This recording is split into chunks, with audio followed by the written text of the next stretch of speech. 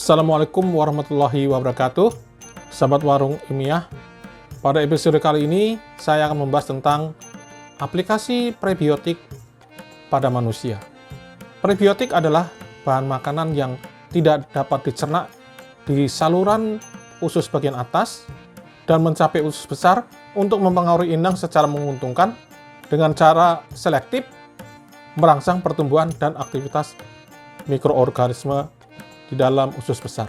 Sahabat warung ilmiah, bahan makanan dapat dinyatakan sebagai prebiotik jika memenuhi 5 kriteria.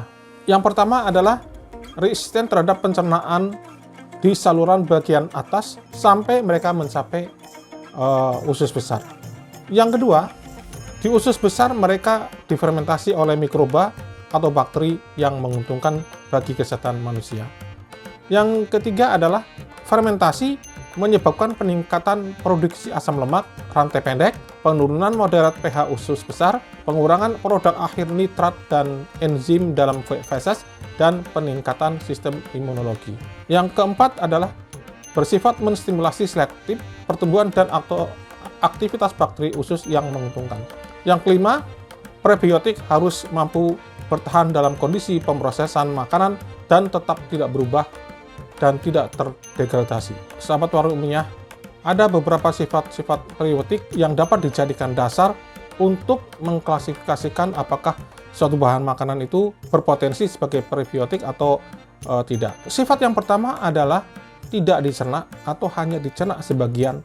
Yang kedua, tidak diserap di usus kecil. Yang ketiga, difermentasi dengan buruk oleh bakteri di rongga mulut.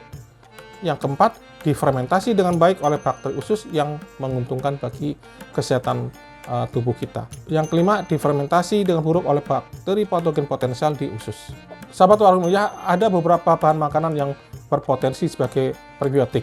Berdasarkan sifat-sifat yang telah saya uraikan tadi, maka yang memenuhi syarat antara lain adalah fructooligosaccharides, galactooligosaccharides, isomaltooligosaccharides, silooligosaccharides, transgalactooligosaccharides, dan oligosaccharides kedelai. Sementara inulin, pate reflux, selulasa, hemiselulasa, dan pektin juga berpotensi sebagai prebiotik. Prebiotik dapat merupakan campuran dari oligosaccharides yang tidak dapat dicerna. Seperti inulin merupakan campuran dari fructooligo dan polisaccharides. Semua prebiotik yang dikenal saat ini adalah karbohidrat, dan ada banyak karbohidrat yang berbeda yang dipasarkan di seluruh dunia sebagai prebiotik. Hanya ada 4 prebiotik yang didukung oleh data berkualitas baik dari uji coba pada manusia, yaitu fruktan seperti inulin dan fructooligosaccharides, galactooligosaccharides, dan disaccharida sintetis. Kemudian juga laktulosa. Ada beberapa oligosaccharides lain yang berpotensi menjadi prebiotik, namun belum ada data yang cukup, seperti silooligosaccharides, resisten SART atau pati resisten, dan pektik oligosaccharides. Sahabat warung ilmiah, ada beberapa manfaat dari prebiotik. Yang pertama, karena proses biofermentasi, prebiotik menghasilkan biomasa mikroba, meningkatkan jumlah buang air besar, memiliki fungsi yang mirip dengan serat makanan. Prebiotik juga berfungsi sebagai makanan alternatif untuk probiotik, karena menghambat multiplikasi mikrobia patogen. Prebiotik juga mencegah diare dan penyakit lain seperti kanker usus besar. Prebiotik juga membangun mekanisme yang menguntungkan untuk imunomodulasi. Prebiotik juga bertindak dalam penyerapan kalsium dan juga dalam metabolisme lipida. Probiotik juga bertindak sebagai bahan fungsional sebagai pengganti gula dan lemak dan meningkatkan karakteristik sensorik terbaik dalam makanan. Prebiotik juga meningkatkan penyerapan zat-zat gizi seperti kalsium dan besi.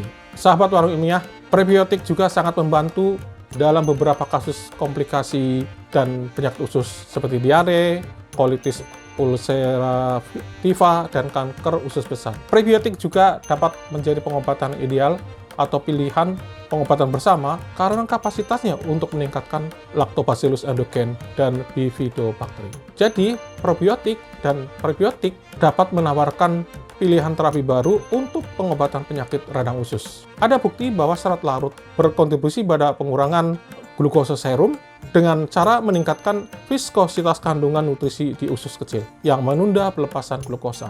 Hal ini akan mengurangi ketersediaan glukosa. Serat larut juga menghambat aksi amilase.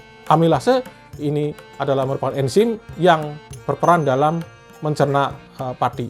Inulin adalah agen penyerapan nutrisi, khususnya karbohidrat, menunda pengosongan lambung, dan atau mengurangi waktu transit di usus. Sahabat warung ilmiah, studi tentang karsinoma kolorektal menunjukkan bahwa penyakit ini lebih jarang pada orang yang mengkonsumsi sayuran dan buah. Efek ini sebagian besar disebabkan oleh inulin dan oligofruktosa. Di antara kelebihan dari prebiotik jenis ini adalah menurunkan konsentrasi low density lipoprotein atau yang dikenal oleh masyarakat dengan kolesterol jahat, menstimulasi sistem imunologi, meningkatkan daya serap kalsium, menjaga nilai usus tetap stabil, nilai kalori rendah, dan pengentasan gejala tukak lambung dan mikosis vagina. Sahabat warung ilmiah, efek lain dari kedua prebiotik ini adalah pencegahan karsinogenesis, serta mendukung perawatan intoleransi laktosa dan karies gigi. Studi tikus menunjukkan bahwa pemberian inulin selama 5 minggu menyebabkan penurunan kadar triasilgliserol. Penelitian pada manusia menunjukkan bahwa penggunaan harian 12 gram inulin selama 1 bulan menyebabkan penurunan kadar very low density lipoprotein, penurunan triasilgliserol sebanyak 27%, dan penurunan kolesterol sebanyak 5%. Efek ini adalah terkait dengan efek probiotik pada metabolisme hati dan penghambatan asetil koenzim karboksilase dan glukosa 6-fosfat dehidrogenase. Sahabat warung ilmiah, oligosakarida juga diduga mempercepat katabolisme lipida. Ashara DKK tahun 2021 menunjukkan efek protektif galacto-oligosakarida dalam pencegahan infeksi Salmonella typhimurium pada model murin. Frukto-oligosakarida mempunyai efek positif pada perlindungan terhadap infeksi Salmonella typhimurium dan Listeria monocytogenes. Selain itu, probiotik juga sangat membantu dalam memerangi mikroorganisme patogen seperti Salmonella enteritidis dan Escherichia coli, serta mengurangi senyawa berbau. Ada banyak laporan mengenai efek prebiotik yang positif dalam proses karsinogenesis. Sahabat warung ilmiah, hasil studi menunjukkan bahwa diet yang diperkaya dengan prebiotik menyebabkan penurunan indeks karsinogenesis secara signifikan.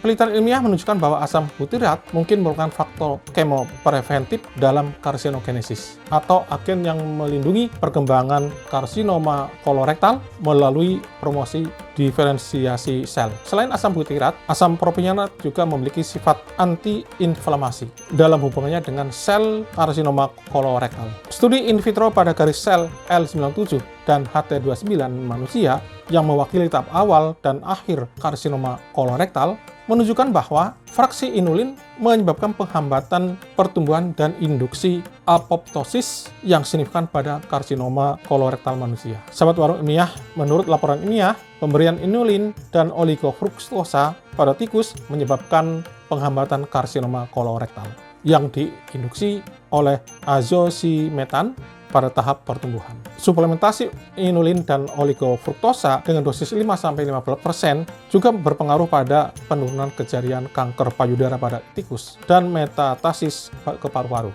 Namun hasil tersebut harus dikonfirmasi pada manusia. Sahabat warung ilmiah, sekian dulu bahasan kita kali ini. Sampai jumpa di episode berikutnya. Assalamualaikum warahmatullahi wabarakatuh.